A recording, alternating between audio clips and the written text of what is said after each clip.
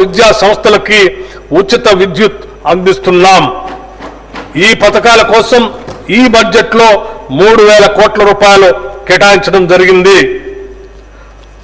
నల్గొండ జిల్లా దామరచర్ల మండలం వేర్లపాలెం గ్రామంలో టీజీ జెన్కో ఆధ్వర్యంలో యాదాద్రి థర్మల్ పవర్ ప్లాంట్ నిర్మాణానికి కావలసిన పర్యావరణ అనుమతుల గురించి గత ప్రభుత్వం పట్టించుకోకపోవటం వల్ల తీవ్ర జాప్యం జరిగింది. మా ప్రభుత్వం కృషి చేసి అనుమతులు సాధించి 2 యూనిట్ల విద్యుత్ ఉత్పత్తిని ప్రారంభించింది.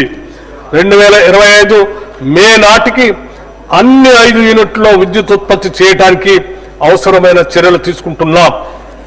ప్రజలకు మెరుగైన విద్యుత్ సేవలు అందించేందుకు దేశంలో ఎక్కడా లేని విధంగా విద్యుత్ అంబులెన్స్ సర్వీసెస్ను ప్రభుత్వం ప్రారంభించింది. ఎక్కడైనా ఏదైనా కారణంతో విద్యుత్ సమస్య ఉత్పన్నమైతే ఫిర్యాదు చేయడానికి 1912 టోల్ ఫ్రీ నెంబర్ను ఏర్పాటు చేశాం. ఫిర్యాదు అందిన వెంటనే విద్యుత్ అంబులెన్స్లో సిబ్బంది అక్కడికి చేరుకొని సమస్యను పరిష్కరిస్తారు. ఈ అంబులెన్స్లో ఒక అసిస్టెంట్ ఇంజనీర్, 3 లైన్మెన్లు 24 గంటల పాటు అందుబాటులో ఉంటారు. దీంట్లో ఒక ట్రాన్స్ఫార్మర్, థర్మల్ విజన్ కెమెరాలు, కేబుల్స్, రక్షణ పరికరాలు మరియు మరమ్మతుకు అవసరమైన ఇతర పరికరాలు కూడా ఉంటాయి. హైదరాబాద్లో 57 సబ్ డివిజన్లకు ఒక్కో వాహనం కేటాయించాం.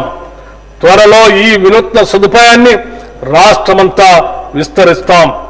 విద్యుత్ శాఖకి బడ్జెట్లో 21,220 కోట్ల రూపాయలు ప్రతిపాదిస్తున్నాం.